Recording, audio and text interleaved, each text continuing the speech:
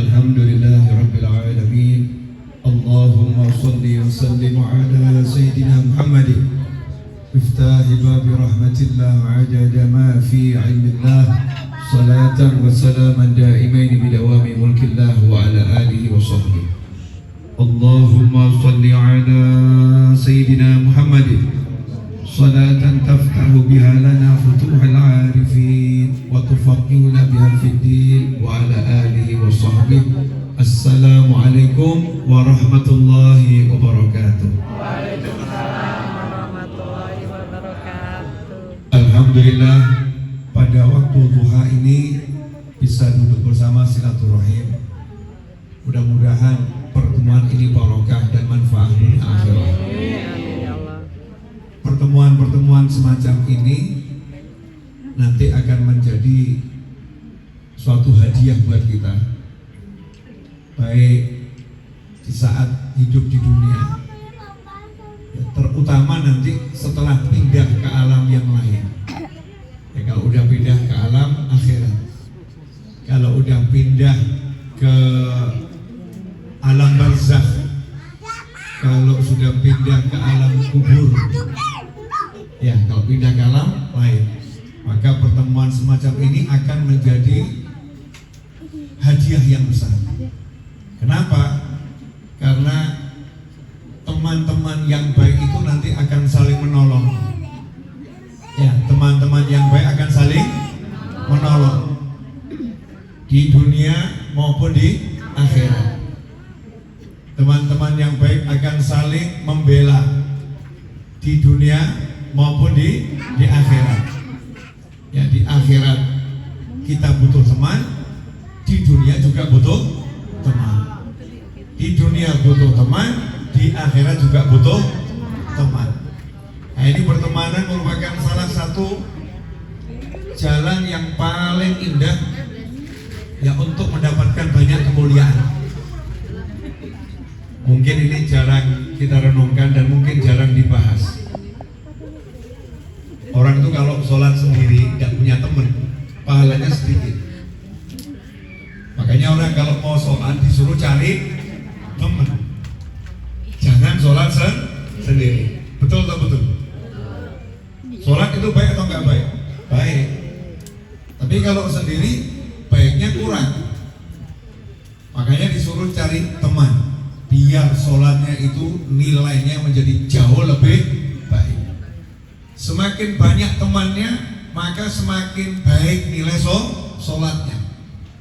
Sampai-sampai dikatakan kalau ada orang itu sholat tidak khusyuk, ya sholatnya total dari mulai takbiratul ihram, niat takbiratul ihram sampai salam, nggak ada yang khusyuk. Semua ingatannya dunia semua. Tapi kalau sholatnya itu sama teman berjamaah, itu diterima oleh Allah Ta'ala. Kenapa diterima?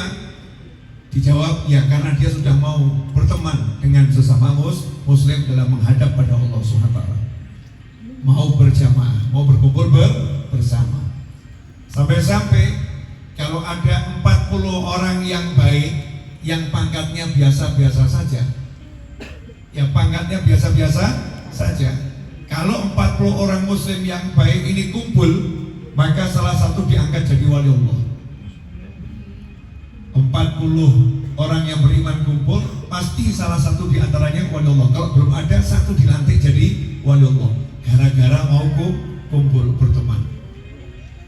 Al-akhillah, orang-orang yang berteman yaumaidin nanti di hari kiamat, sampai nanti setelah hisab, saling bermusuhan. Orang-orang yang berteman saling bermusuhan. Illah, ada ilahnya, kecuali. Siapa itu? Kecuali orang-orang yang pertemanannya karena takwa pada Allah Subhanahu wa Ta'ala. Lawannya bermusuhan, saling tolong menolong. Makanya saya selalu ngomong sama teman-teman saya, nanti kalau kalian masuk surga duluan, ya nggak cari saya dulu, awas. Kita harus saling cari, ya mencari. Ya gambarannya kalau lagi touring tuh, ya touring itu. Ya saya kan belum pernah ikut touring. Iya, ikutlah gitu. Ini kalau yang lagi touring itu setahu saya Budi, ada tim yang di belakang, ada tim yang di depan, ada yang di tengah ya, yang jalan bareng-bareng. Yang di depan bagian cari jalan, yang di tengah bagian yang jalan, yang di belakang bagian ngapain? Nunggu yang ketinggalan. Betul ya? Kalau ada yang ketinggalan mungkin karena ya ngantuk, nepi, mungkin badannya kurang sehat, kurang enak, dia nepi. Mungkin mobilnya yang lagi kurang enak, mobilnya yang kurang sehat, harus nepi. Yang belakang kemudian akan berhenti, gak mungkin ditinggal. Ya gak mungkin ditinggal, dan tidak mungkin kehilangan posisi. Kenapa? Yang belakang kontak yang paling depan. Posisi di mana? Ya, udah jalan duluan, buka jalan nanti kita susul. Itu baru touring di dunia. Bagaimana kalau touring mulai kubur sampai surga nanti? Emangnya orang-orang yang bertakwa akan meninggalkan temannya? Enggak ada. Itu ada bagian ngecek, yang itu ketinggalan enggak itu? Posisi di mana dia? Sudah pindah kubur belum? Oh, hampir ya, hampir. Ya udah, kita siapkan tim penyambutan. Siapkan tim penyambutan. Katanya loh ya, saya juga belum berpengalaman. Ini dibutuhkan pengalaman masuk alam kubur. Mudah-mudahan nanti aja belakangan pengalamannya ya. Setelah hidup umur panjang sehat walafiat bita'atillah, kelak wafatnya husnul khatimah. Ya, kelak wafatnya husnul khatimah. Enggak apa-apa. Biar merdeka anak-anak. Nah,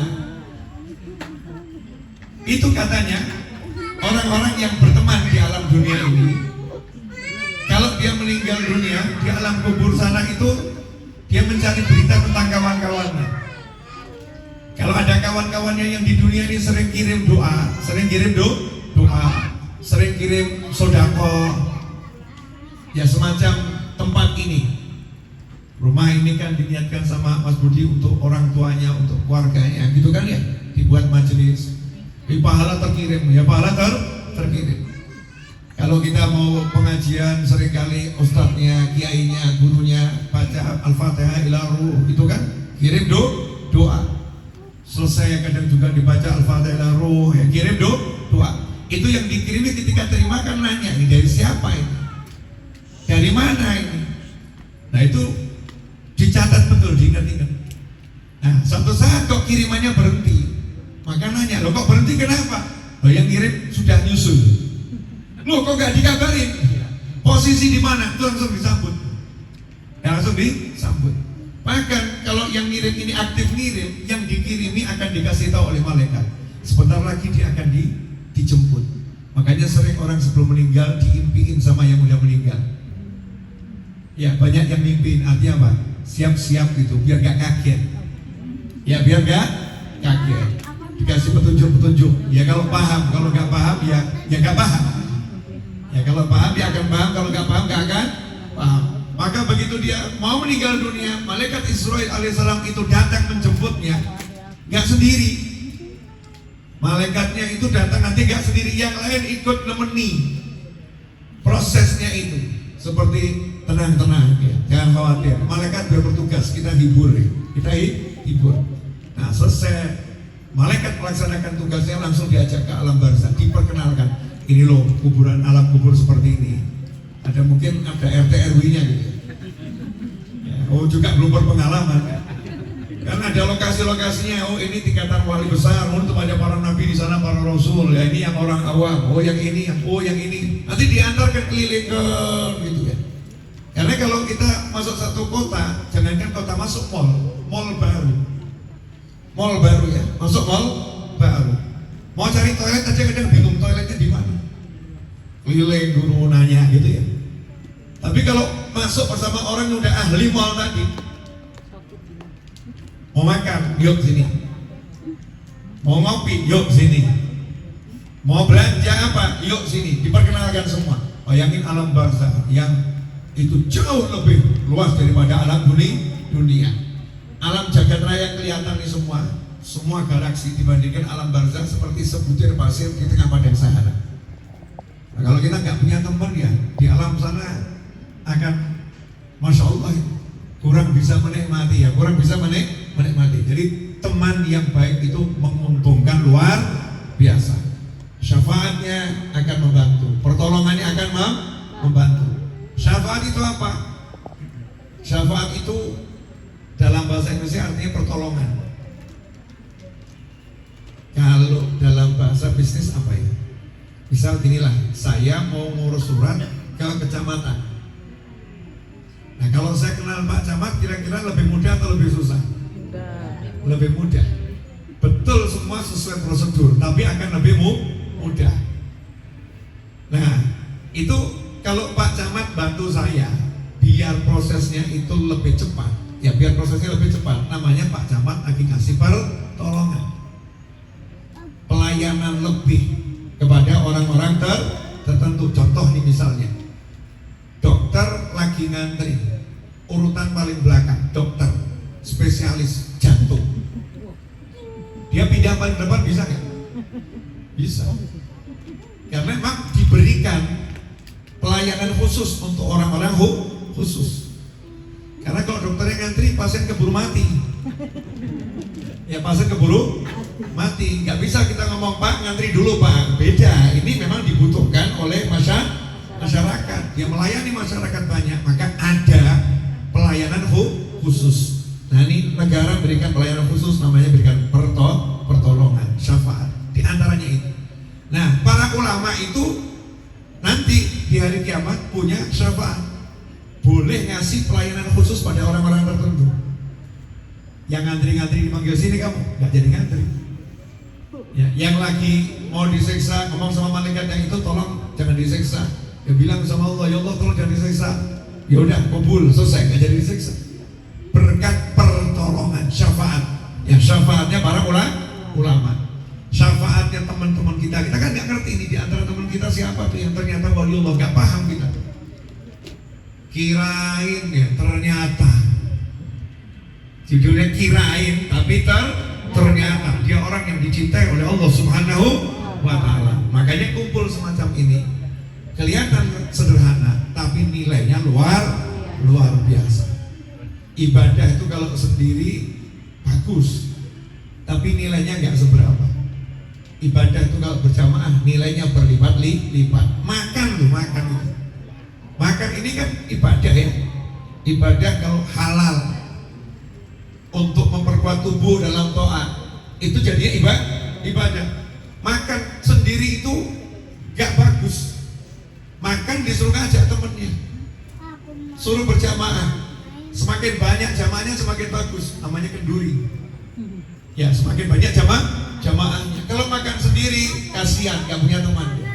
Dia mungkin melamun makannya, ditemenin sama setan. Na'udzubillah min dzalik. Ikhwani rahimakumullah. 13 menit saya udah bicara mukadimah, belum ceramah. Ya baru mukadimah tentang manfaatnya duduk semacam ini. Sahabatku dimanapun anda berada, nah apa yang ingin saya sampaikan? Saya lagi pengen ngajarin diri saya dan teman-teman saya untuk merubah pola pikir. Ya merubah pola pikir biar nanti ujungnya bisa seperti yang dibaca tadi, yang diwahyukan oleh Allah Ta'ala. Masuk surga langsung ucap Alhamdulillah. Kemanapun ke surga diizinkan oleh Allah Subhanahu wa Ta'ala, bebas. Landing di surga langsung Alhamdulillah. Ujungnya bisa itu. Caranya bagaimana? Nah banyak orang yang hidup di dunia ini mengalami masalah. Dan tidak mungkin hidup di dunia gak punya masalah. Wong kita lahir aja udah dengan masalah. Bu, melahirkan tuh masalah gak? Bu, melahirkan tuh masalah gak? Jangankan melahirkan, mengandung itu masalah. Diet berantakan. Betul? Gara-gara suami diet berantakan. Bukan dikasih makan, tapi disuruh ngasih makan anaknya. Suruh ngasih makan anaknya. Pipi yang udah bagus tiba-tiba tembem. Oh ya, gara-gara apa ini? Hamil. Masalah. Kemudian nanti melahirkan, masalahnya gede banget itu. Suami enak-enak aja, insya Allah anaknya lucu, istrinya gak dipikir lucu gak nanti ya? Gak dipikir, insya Allah anaknya nanti lucu. Tapi gak dipikir istrinya nanti lucu atau enggak. Jangan-jangan kaku. Jangan-jangan kaku. Naudzubillah min dzalik, jadi mayat. Bisa ketika melahirkan meninggal dunia. Itu bukan jarang, banyak terjadi. Taruhan nyawa masalah. Bayi yang mau keluar itu emang nggak ada masalah, langsung pintu terbuka keluar gitu ya. Kayak sekarang ini pintu dibuka, sejak dibuka tinggal keluar. Nggak bisa. Harus berjuang dia, tempatnya sepi, kepalanya segede itu, lubangnya sekecil itu, gimana keluarnya? Padahal bayi nggak bisa mikir. Ya, bayi nggak bisa mikir. Maka kunci penyelesaian masalah yang nomor satu adalah jadilah seperti bayi, bergerak tanpa banyak mikir. Betul. Dulu pintar ya. Waktu di perut kan pintar. Suruh keluar, nggak pakai ngomong, keluar. Lewat mana? Cuma bisa ngomong keluar. Lewat mana? Mana jalannya? Itu. Iya. Saya segede ini suruh keluar. Saya yang segede ini suruh keluar lewat situ. Sementara saya belum bisa lihat. Ada bayi di perut nggak bisa lihat. Tanya sama dokter kandungan, saya nggak paham. Bayi itu lahir, betul matanya terbuka, belalak, tapi udah bisa lihat. Belum, kabur semuanya, betul. Nah kira-kira di perutnya ada senternya nggak? Di perut ini ada PLN di sini, tenaga surya di sini, ada lampunya, kelihatan, lubangnya di situ, kelihatan. Oh,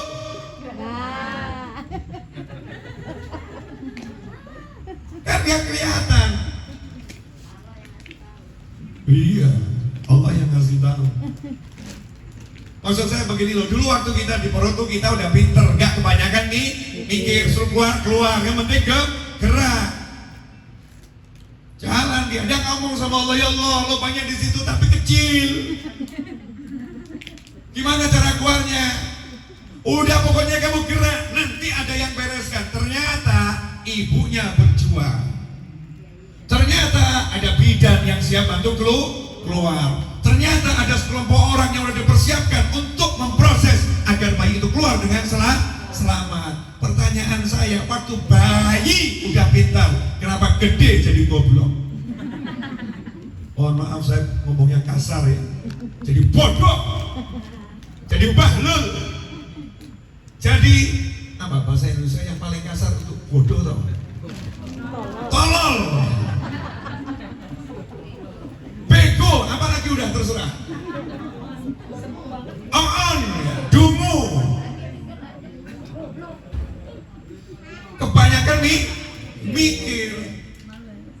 Dikasih tahu sama Allah Ta'ala, masalahmu apapun itu aku selesaikan. Masih nanya, ya Allah gimana caranya? Kan gak mungkin. Loh, lah kamu dulu bayi aja gak pernah ngomong gitu, udah gede kok nanya. Kurang ajar. Masukin lagi. Kita yang bingung kalau masukin lagi. Ya, akhirnya dimasukin lagi, tapi beda lubang. Alamku kubur. Nih masuk ke ibu pertiwi kamu. Bukan ibumu, masuk ke ibu pertiwi. Bu, maaf ya Bu, saya ngomong begini. Kenapa saya ngomong begini? Biar saya sadar, kita semua sadar. Jangan mau dijadikan bodoh oleh urusan dunia. Jangan mau dijadikan kita ini pusing oleh urusan dunia. Karena dulu yang resikonya mati pun kita nggak pernah pusing. Ibu-ibu nggak teriak sama suami, aku mau mati lu mas, aku mau mati mas, aku mau mati. Nggak ada, betul Bu? Nggak ada. Doain ya mas, insya Allah sehat semuanya. Berjuang, betul kan ya? Anaknya juga begitu, nggak terus kirim pesan, aku mau mati. Nggak ada. Nendang-nendang, aku mau keluar, mau hidup. Akhirnya keluar selamat. Makanya langsung suruh diadzani, Allahu Akbar, Allahu Akbar. Suruh adzani, suruh komahin. Ingatkan tuh, yang maha besar Allah yang buat kamu sukses sholat. Hayya 'alal sholat, hayya 'alal sholat, ayo sholat, hayya 'alal falah, ayo kesuksesan. Yang buat kamu sukses itu sholat. Tapi orang tuanya bisikin, sekolah yang pintar ya nak, biar jadi dokter. Sekolah yang pintar ya nak, biar jadi insinyur. Sekolah yang pintar ya nak, biar jadi konglomerat. Sekolah yang pintar ya nak, biar jadi bagus semua itu. Tapi kenapa enggak? Sholat yang pintar ya nak, biar selamat. Sholat yang pintar ya nak, biar kamu sukses. Sholat yang benar ya nak, biar kamu jadi manusia yang benar. Kenapa itu tidak kita bisikkan, tapi kita bisikkan yang lain. Boleh dilanjut? Alhamdulillah, 20 menit 44 detik. Saya udah lama nggak begini nih, lama nggak live ya, lama nggak live. Beberapa hari ini saya live yang di majelis umum, karena saya lama nggak pengajian. Majelisnya di rumah saya sendiri, sama di layar monitor YouTube, tapi dari rumah. Udah lama nggak keliling, ya, lama nggak keliling. Ini sekarang baru mau keliling lagi, tapi hanya di tempat teman-teman saya, ya, tempat teman-teman saya, karena udah tua, usia udah 50 hijriah, 60 sampai 70 tahun itu usia kuburan. Jadi ya siap sadar diri. Makanya saya beraktif ke teman-teman saya, biar teman saya ingat. Nanti kalau saya berangkat, teman saya semakin ingat. Tapi saya berharap teman saya berangkat duluan biar saya ingat. Saya belakangan aja biar bisa mendoakan. Betul kan ya? Tapi setelah panjang umur, saya walafiafi, panjang umur dulu semuanya, insya Allah. Amin. Belajar dari bayi tadi. Keluar gak pakai mikir, semua udah disiapkan oleh Allah Subhanahu wa Ta'ala. Nah, kenapa permasalahan kebanyakan orang di zaman sekarang ini yang dewasa dan beriman, sekolahnya pun gak nanggung-nanggung, bukan TK, bukan SD, minimal SMA atau SMK, bahkan banyak yang keluar dari sarjana. Kenapa? Permasalahannya itu sangat cupu, fulus. Masalahnya apa? Gak punya duit. Ya Allah. Masalahnya apa? Suami ngambek. Masalahnya apa? Istri cemberut. Masalahnya apa? Ya, ekonomi nurun. Punya duit? Punya, tapi penghasilan nurun, omset menurun. Dianggap masalah. Dianggap masalah. Itu semua sebetulnya bukan masalah. Itu adalah bagian dari perjalanan hidup. Masalah itu kalau kita tidak sholat, itu masalah. Naudzubillah min dzalik. Masalah itu kalau sampai kita maksiat, itu masalah. Naudzubillah min dzalik. Masalah itu kalau anak tidak mau sholat, itu masalah. Naudzubillah min dzalik. Masalah itu kalau istri tidak mau berhijab, itu masalah. Naudzubillah min dzalik. Masalah itu kalau suami tidak mau sholat, masalah. Naudzubillah min dzalik. Itu baru masalah. Kalau urusan dunia ini bukan masalah. Tapi untuk yang begitu, yang dunia yang cupu tadi itu, yang kecil-kecil itu tadi, segede apapun itu kecil, bukan masalah, karena ada solusinya. Nah, kalau ada solusinya kan bukan masalah. Kalau nggak ada solusinya, baru itu namanya masalah. Semalam di MRBJ Masjid Raya Bintaro Jaya saya ngomong begini, saya ulangi dikit ya, biar saya semakin merasuk. Ini kan sebenarnya kalau saya ngomong tuh ingetin diri saya sendiri, karena utang saya banyak. Utang saya nggak nanggung-nanggung, di atas 15 miliar. Nah, kalau Bapak Ibu paling seberapa sih utangnya? Nggak banyak atau? Iya, utang saya di atas 15 miliar. Serius ini, kalau di total gitu ya, kalau di total. Buat muatkan diri saya sendiri, saya ngomong begini, berbagi ilmu, sharing. Saya mau ngasih satu contoh. Ada orang mau bayar kontrak rumah, tanggal 3 September kontrak rumah habis. Kalau tidak dibayar maka diusir dari kontrakan. Satu, dia tidak punya teman yang akan nolong. Dua, tidak punya saudara yang punya uang. Tiga, gak punya tabungan untuk dibayarkan. Empat, gak punya aset untuk dijual. Lima, tidak punya gaji yang cukup untuk makan sehari-hari. Pertanyaan saya, masalah nggak? Buat orang tadi masalah nggak? Buat dia kira-kira jalannya terang atau gelap? Jalannya lebar atau sempit? Sempit atau buntu? Buat dia, jalannya sempit atau buntu? Buntu, betul kan ya? Jalannya buntu. Inilah kesalahan fatal kebanyakan manusia. Karena dia lihat yang bisa menyelesaikan masalah Masalahnya adalah teman yang punya uang, saudara yang punya uang, penghasilan yang cukup, tabungan yang ada, aset yang bisa dijual. Lantas di mana Allah Subhanahu wa taala? Lantas makna punya Tuhan itu di mana? Lantas makna la ilaha illallah Muhammadur Rasulullah itu apa?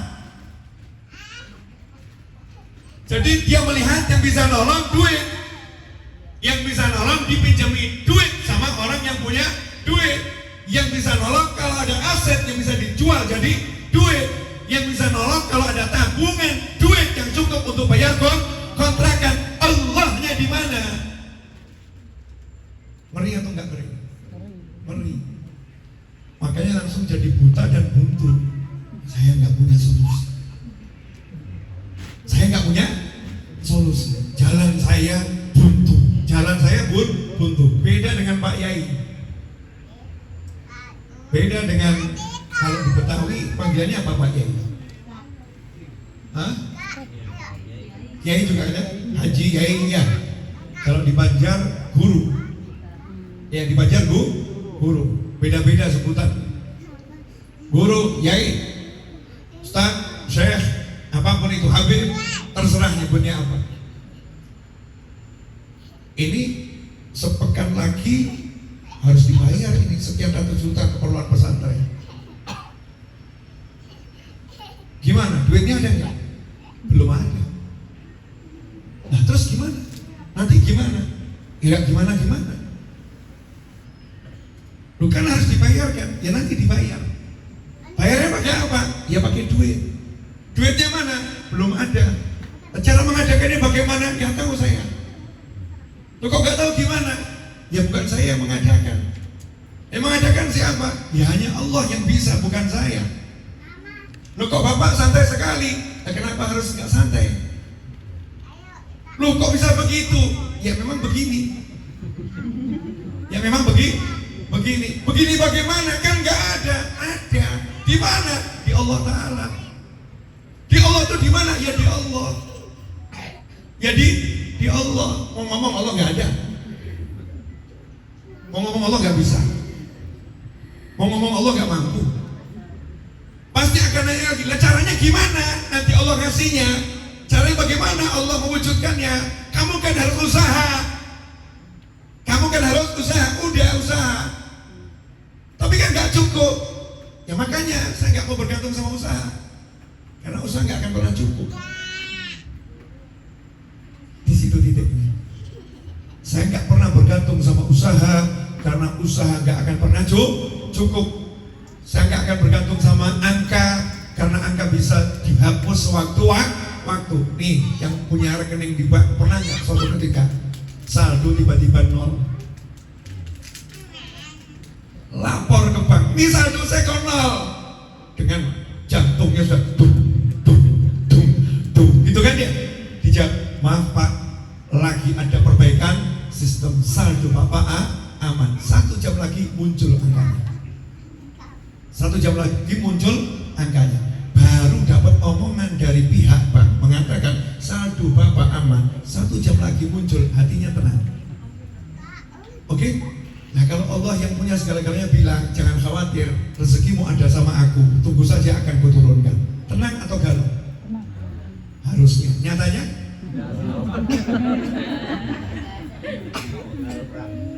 Harusnya tenang. Nyatanya? Galau. Kan begitu ya. Kenyataan ini saya bicara kenyataan hidup sekarang ini loh ya.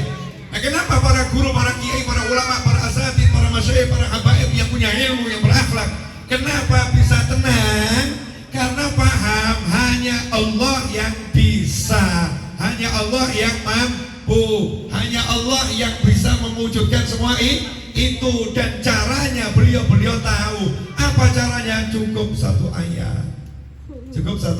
ayat. Wa may yattaqillaha yaj'al lahu makhraja wa yarzuqhu min haitsu la yahtasib. Siapa bertakwa kepada Allah, yaj'al lahu makhraja. Masalahnya apapun Allah beri jalan keluar. Sekarang saya mau nanya dulu deh. Boleh saya nanya ini? Percaya nggak sama Allah? Ya, kalau nggak percaya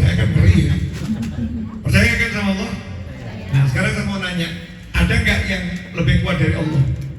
Nggak ada, nggak mungkin. Semua makhluk ciptaan Allah lemah. Yang kuat hanya Allah. Dan Allah tuh pamer kekuatannya. Allah tuh show of force tiap detik. Tiap detik itu Allah pamer kekuatan. Kalau kita mau baca berita, sebentar gunung di sana batu, sebentar gunung di sana muntah, sebentar di wilayah bagian sana ada gempa, sebentar di sana ada angin yang luar biasa, sebentar ada orang sehat tiba-tiba mati. Betul kan ya? Allah kan tunjukkan kekuatannya. Sebagian dari kekuatan yang ditunjukkan. Ya sebagian. Allah itu maha kaya. Gak nanggung-nanggung Allah kalau pamer kekayaan. Lihat bumi ini, baru bumi aja kita udah geleng-geleng. Lihat bintang kita bingung, banyak segitu. Maha kayanya luar biasa. Allah itu maha bisa, ditunjukkan semuanya. Harusnya kan kita mantap ya. Harusnya kan kita ya yakin. Nah kalau Allah udah bilang begini, masalahmu apapun saya bereskan. Harusnya kita tenang atau galau? Tenang kan? Nah kita kan nanya syaratnya apa? Misal begini, Mas Budi ngomong sama teman-teman Teruji, ngomong begini, masalah lu apapun gue beresin. Sementara antum tahu kapasitas beliau, misal ya, ternyata beliau punya uang 200 triliun. Lu misal, ini cuma misal.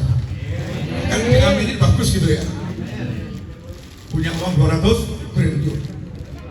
Dermawannya luar biasa. Terus ngomong sama teman-teman dari Uji, jangan khawatir, masalah lu apapun gue beresin. Nanya, syaratnya apa Bud? Gitu kan ya, syaratnya apa Bud? Yang penting baik aja sama istri, baik sama suami, dah sholat 5 waktu. Misal ngomong begitu, ini syarat mudah atau berat? Mudah atau berat? Seharusnya mudah atau berat? Mudah kan, sholat 5 waktu. Mudah atau berat? Mudah. Baik sama istri, mudah atau berat? Seharusnya mudah. Masalah lu apapun gue beresin. Punya masalah, sholat 5 waktu, baik sama suami, baik sama istri. Tinggal ngomong apa sama Om Budi? Bud, iya, utang belum lunas. Dicek sama Budi, oh sholat bagus, sama keluarga bagus. Kling, transfer, beres urusan. Transfer, beres urusan. Ini cuma contoh yang saya sampaikan biar mudah diterima. Baru ada manusia yang menjamin dengan syarat tertentu kita tenang. Nah ini Allah yang menjamin dan mengatakan ya ja'allahu makhraja. Dia Allah akan selalu memberi jalan keluar. Syaratnya cuma satu, siapa bertakwa sama Allah, selesai. Orang bertakwa itu bukan berarti nggak punya dosa. Ya, orang bertakwa bukan berarti nggak punya dosa. Orang bertakwa bukan berarti tidak bermaksiat. Orang bertakwa itu melaksanakan semua perintah, menjauhi semua larangan. Kalau ada larangan yang dia terjang, dia minta ampun, itu namanya bertakwa. Dia berbuat dosa, dia bertobat, itu namanya bertakwa. Dia bisa taat, dia bersyukur, itu namanya bertakwa. Dan itu sangat-sangat mudah. Coba kalau syaratnya begini, siapa yang mau dapat solusi dari Allah, maka dia harus sholat dari pagi sampai malam selama 10 hari. Siapa yang sanggup? 24 jam kali 10 sholat terus. Sanggup gak? Oh saya yang pertama kali mundur teratur, gak sanggup. Kita gak sanggup. Tapi Allah gak bilang kamu sholat 1000 rakaat saya kasih solusi, enggak. Kamu puasa sepanjang hari saya kasih solusi, enggak. Kamu kerja dari pagi sampai pagi saya kasih solusi, enggak. Kamu keliling ketuk rumah orang minta pertolongan saya kasih solusi, enggak. Kamu datangin pakar minta nasihat saya kasih solusi, enggak. Allah bilang wa may yattaqillah, bertakwalah kepada Allah, selesai. Jadi solusi itu gak jauh-jauh, tinggal kita cek sholat kita gimana ya, hubungan sama orang tua gimana ya, sama anak seperti apa ya, sama suami sama istri bagaimana ya, sama tetangga seperti apa. Udah, utang piutang bagaimana kita, oh orang punya utang gak bisa bayar gak apa-apa. Emang masalah? Enggak. bisa bayar kan tinggal ngomong sama yang punya duit, mohon maaf saya belum bisa bayar, gitu aja kok repot. Yang punya marah ya nggak apa-apa, dimarahin dengarkan saja dan sabar. Terus mau ngapain? Ya kan ya sabar. Emang sabar itu berat? Mau cuman merubah perasaan aja kok berat? Sabar dicaci maki itu kan cuma urusan mengelola perasaan. Harusnya itu mudah. Beda dengan Sayyidina Bilal radhiyallahu anhu, sabarnya diseksa, ditindihi batu, teman-teman di Gaza itu berat sabarnya. Gak punya rumah, bentar-bentar ada bom, bentar-bentar ada tembakan, meriam, gak jelas, setiap saat nyawa terancam. Ibu yang dicinta bisa hilang sesaat, suami yang bisa hilang sesaat, sabarnya berat. Alhamdulillah kita di Indonesia adem, ayem, makmur, ya syukuri. Sabarnya paling ngapain sih? Sesusah-susahnya kita ini, rata-rata masyarakat kita nih ya, sesusah-susahnya sehari makan lebih dari 3 kali kok. Betul deh? Sesusah-susahnya ya, sehari makan lebih dari 3 kali. Yang susah makan di Indonesia, gak usah repot, cari pengajian, insya Allah makan. Betul? Saya pengangguran, gak punya uang untuk beli makan. Gak usah beli makan. Yang rajin datang pengajian. Kata itu pengajian 1 Jabodetabek. Ya, yang jaraknya dekat-dekat saja. Ya dekat-dekat saja. Oh, Senin pagi ini menunya ini. Senin siang di sini menunya ini. Kata aja udah. Berangkat niat cari makan, boleh nggak? Boleh. Sebaik-baik makanan adalah makanannya orang yang bertakwa. Bagus. Jadi jangan bilang di Indonesia susah makan. Di tempat lain mungkin susah makan. Di sini makan itu mudahnya luar biasa. Terus sabarnya sabar apa? Dimaki orang, ala cuma urusan telinga loh. Urusan telinga. Ya udah pakai headset. Gitu aja kok repot. Kata almarhum Gus Dur, masalah itu di Indonesia cuma ada 2. Dan di dunia juga cuma ada 2. Kata almarhum Gus Dur, rahimahullah. Yang pertama, masalah yang bisa kamu selesaikan. Ada kan masalah kita bisa selesaikan, cuman butuh waktu. Misal begitu ya. Ya udah, ngapain kamu pikirin? Bisa kamu selesaikan. Betul? Jadi kalau masalah bisa diselesaikan, ya udah, nggak usah dipikirin. Yang kedua, masalah yang kamu nggak bisa selesaikan. Udah tahu nggak bisa selesaikan, kok dipikirin, kan bodoh. Jadi kata Gus Dur, apapun masalahnya nggak usah dipikir selesai, nggak dipikir juga selesai. Nyampe aja. Takwa itu yang harus dipikirkan. Nah sekarang ini banyak orang yang bingung cari solusi. Padahal solusi dari Nabi, kalau saya belajar Nabi Muhammad SAW, solusinya itu baca la haula wala quwata illa billah, baca istighfar. Nabi Nuh alaihi salam, Nabi Nuh itu pernah kaumnya mengalami paceklik dan berbagai persoalan. Paceklik dan berbagai persoalan. Solusinya apa? Cuman satu. Faqultu astaghfiru rabbakum innahu kana ghaffara yursilis samaa'a 'alaikum midrara wa yumdidkum bi amwalin wa banin wa yaj'al lakum jannati wa yaj'al lakum anhara. Kata Nabi Nuh diabadikan dalam Al-Qur'an dengan wahyu Allah Ta'ala, kalian semua istighfar, minta ampun sama Tuhan kalian. Udah selesai. Kalau itu kalian lakukan, maka Allah akan kirimkan hujan yang lebat dari langit. Yursil samaa'a 'alaikum midrara wa yumdidkum bi amwalin wa banin. Dan kalian akan ditolak punya duit banyak, harta banyak, dan anak banyak. Jelinya Al-Quran itu diawali dengan harta baru anak. Ya, jelinya Al-Quran ya. Harta banyak baru anak banyak. Kenapa? Allah kalau ngasih solusi tanpa masalah. Tapi ini bukan pegadian loh ya. Bukan. Allah kalau ngasih solusi tanpa masalah. Karena kalau dikasih anak banyak, berhenti di situ. Anak banyak, tapi nggak punya duit banyak, masalah nggak? Masalah. Anaknya banyak, tapi nggak punya duit, puyeng dia. Maka sama Allah Ta'ala janjinya apa? Istighfar, kasih hujan dulu, bisa hidup, tumbuh semuanya, bisa makan, bisa minum. Setelah itu kasih duit yang banyak. Begitu punya duit yang banyak, punya anak banyak, maka nggak jadi masalah. Maka ibu kalau para suami nuntut punya anak banyak, ibu iyakan. Jangan lupa ya Pak, cari duit yang banyak. Tapi jangan nolak. Jangan mengatakan nggak punya duit kok minta anak. Jangan begitu. Nanti kita bisa jadi musyrik tanpa kita sadari. Tapi kita sarankan semangat kerja ya Pak, cari duit yang banyak karena kita akan punya anak yang banyak. Nah Allah Ta'ala kasih harta banyak, anak banyak, kasih kebun ya, kasih pengairan di kebunnya sehingga bisa hidup, punya perusahaannya hidup. Satu solusinya istighfar. Nabi berkata kepada sahabat yang gak punya duit, perbanyak ucap subhanallah bihamdi, subhanallah astagfirullah 100 kali sebelum sholat subuh, setelah sholat fajar. Satu lagi suruh sholat hajat 2 rakaat. Satu lagi baca la haula wala quwata illa billah. Allah Ta'ala berkata dalam Al-Quran, wasta'inu bis sabri was sholah. Kalau ingin pertolongan Allah, sabar sama sholat. Sabar itu apa? Ahli tafsir mengatakan sabar itu puasa. Jadi salah satu solusi masalah urusan apapun mau ditolong Allah, rajin puasa, rajin sholat. Selesai. Gak ada yang repot, gak ada yang susah.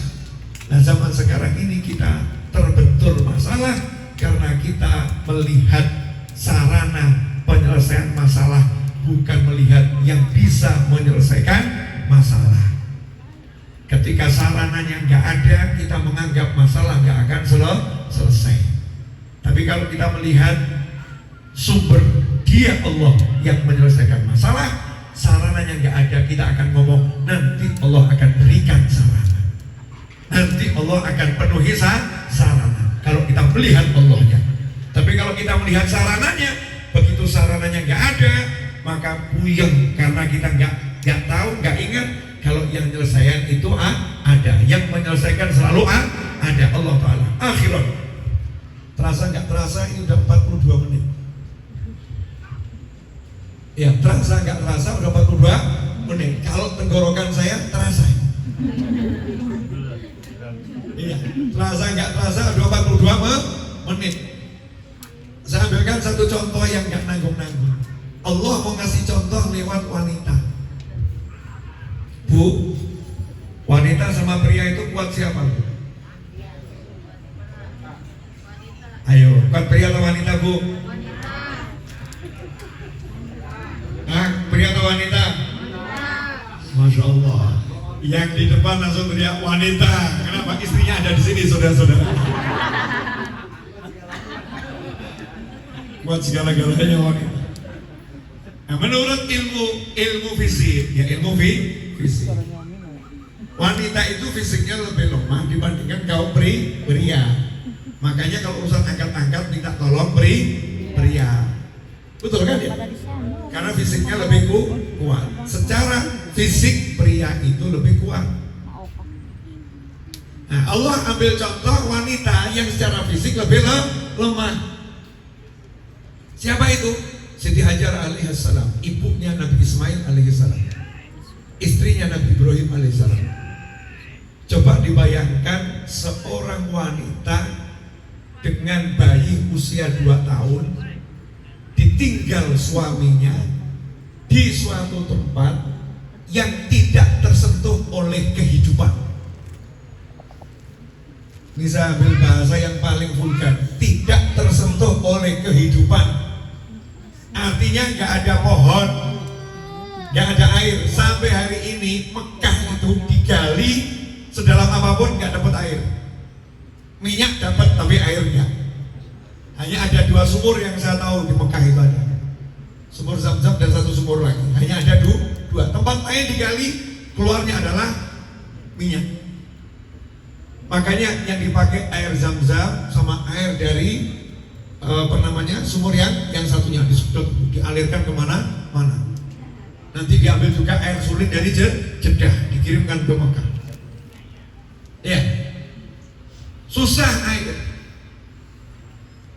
Pohon saat itu gak ada, tanaman gak ada air. Burung gak ada, hewan gak ada, tidak tersentuh kehidupan. Wanita dan bayi. Bu, mau nanya Bu, ibu bawa bayi usia 2 tahun ditinggal suami sendirian tanpa ATM. Tanpa ditinggal sendirian di hotel berbintang 10, di kamar dikunci tanpa ATM, dah di sini. Pertanyaan saya, resah, gelisah, galau atau tenang? Bayi 2 tahun, udah nggak minum ASI, sama suami dikasih, ya ini dikunci loh ya, dikunci. Ya ini ada susu cukup untuk 3 hari. Ini ada nasi, ya cukup untuk 3 hari. Insya Allah seminggu lagi saya datang. Cukup untuk 3 hari. Terus kalimatnya insya Allah seminggu lagi saya datang. Dilarang keluar. Krek kunci. Ibu teriak atau senyum? Anaknya jawab loh, teriak. Teriak ya. Gimana ini nanti? Bagaimana ini? Ini gak masuk akal. Kamu gak punya perasaan akan teriak. Siti Hajar alaihissalam dengan bayinya Nabi Ismail alaihissalam ditaruh di tempat yang gak ada rumah.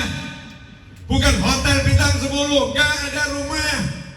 Tidak dibangunkan oleh suaminya tenda rumah, tinggal di sini enggak. Ditinggal begitu saja, dah tanpa kata-kata. Gimana rasanya? Sarana hidup gak ada. Nabi bukan perempuan kok. Rasul bukan perempuan. Gak ada perempuan jadi Nabi dan Rasul. Manusia biasa yang bertakwa pada Allah Subhanahu wa ta'ala, cinta pada Tuhannya, cinta pada suaminya, enggak banyak nanya, cuman satu kata, Allah yang suruh, iya, lanjutkan suamiku, jangan khawatir, pasti Allah akan tolong kamu. Coba kalau suami zaman sekarang.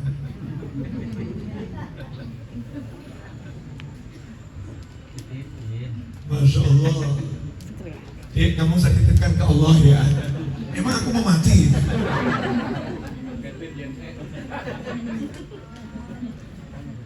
Hasilnya kita semua kan tahu cerita ini, cuman mungkin kurang merenung.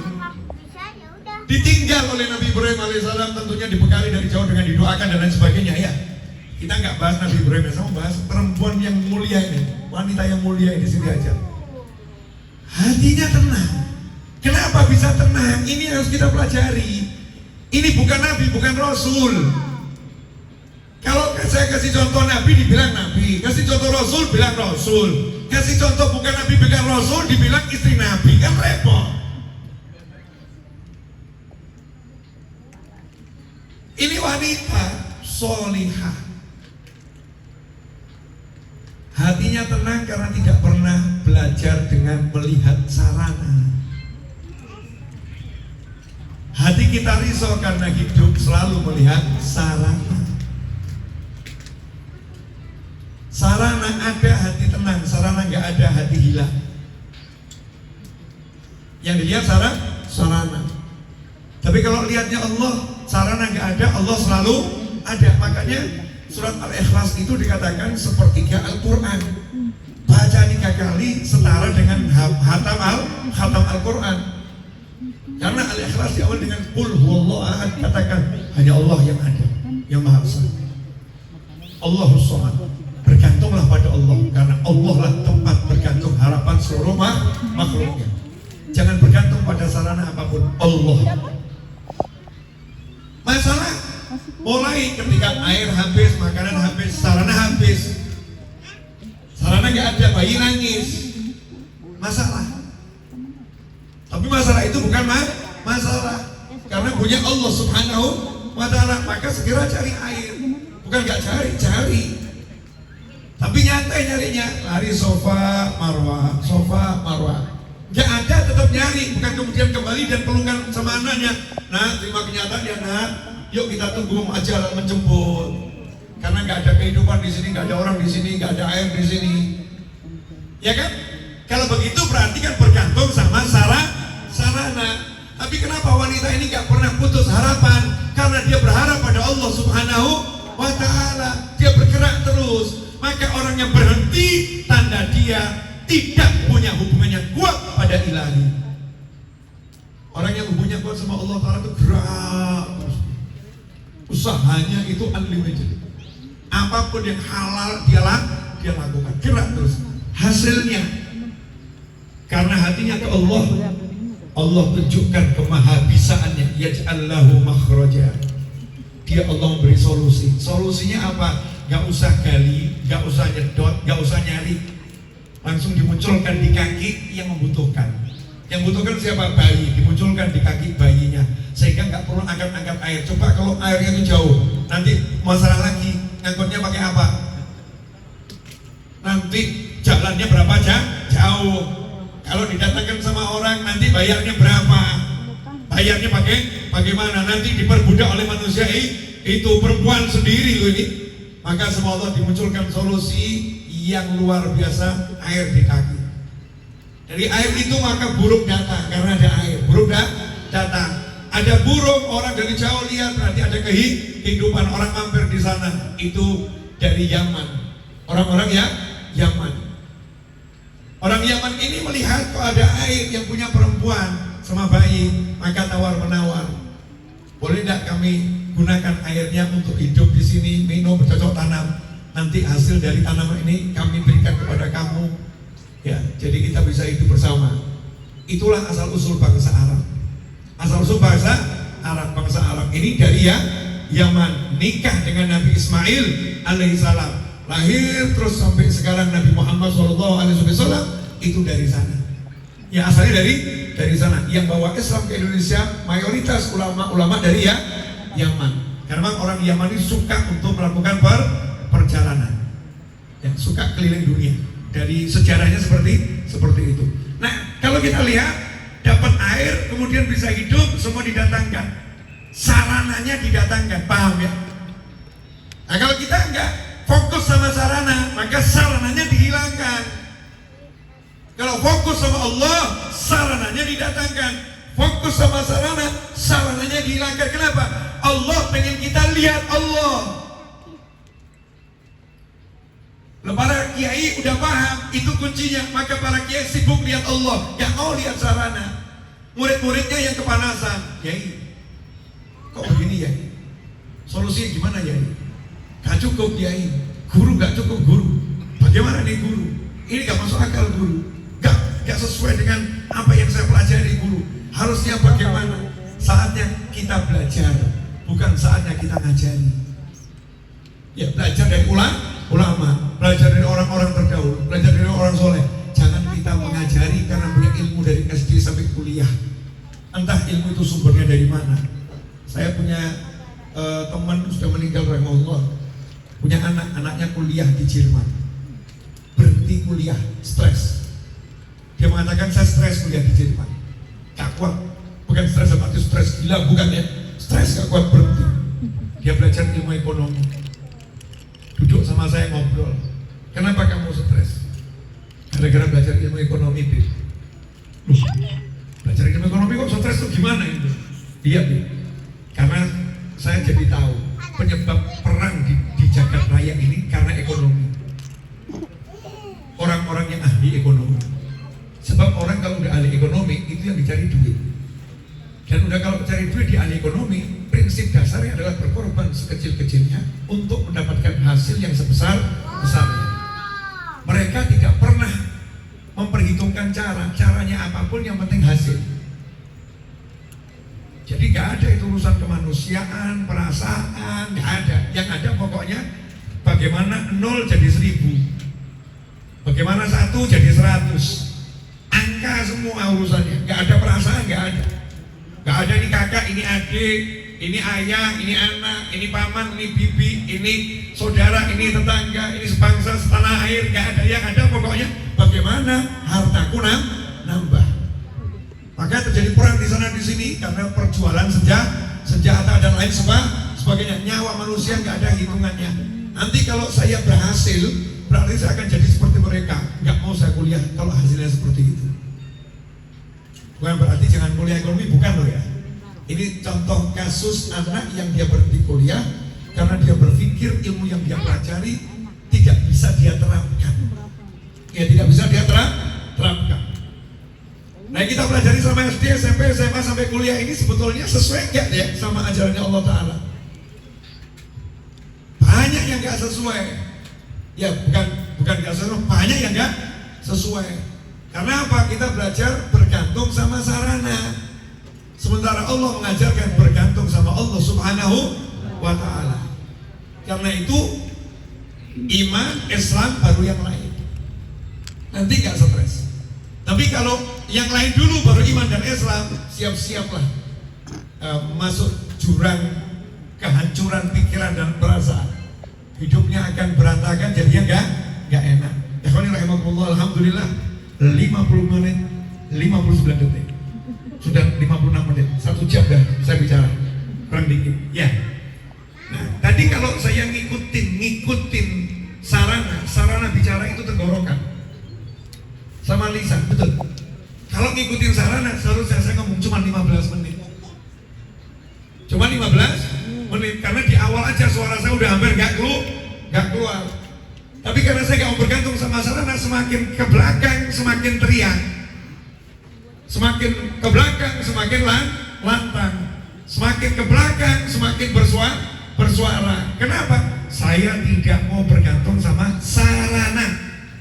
Walaupun saya akan gunakan semua sarana, walaupun saya akan cari berbagai sarana, tapi kalau sarana nggak ada, gitu aja kok repot. Karena saya punya Allah yang maha memberikan sarana. Semoga berkat manfaat. Jazakumullah khairan. Mohon maaf, mudah-mudahan perkumpulan ini membawa manfaat dunia akhirat dan rumah ini menjadi semakin barokah, semakin manfaat. Yang tinggal senang, yang datang senang, tetangganya senang, semuanya senang dunia akhirat. Asyraqal badru alaina waqtafa badru tamami mithla husni ma ra'ayna fi iraqani wa syami. Rabbi faj'al mujtama'na ghayatu husnul khitami waqtina ma qad sa'alna min atayakal jisami wakrimil arwaha minna biliqa khairil anami وابلغ المختار عنا من صلاة وسلام وصلى الله على سيدنا محمد وآله وسلم والحمد لله رب العالمين والسلام عليكم ورحمة الله وبركاته.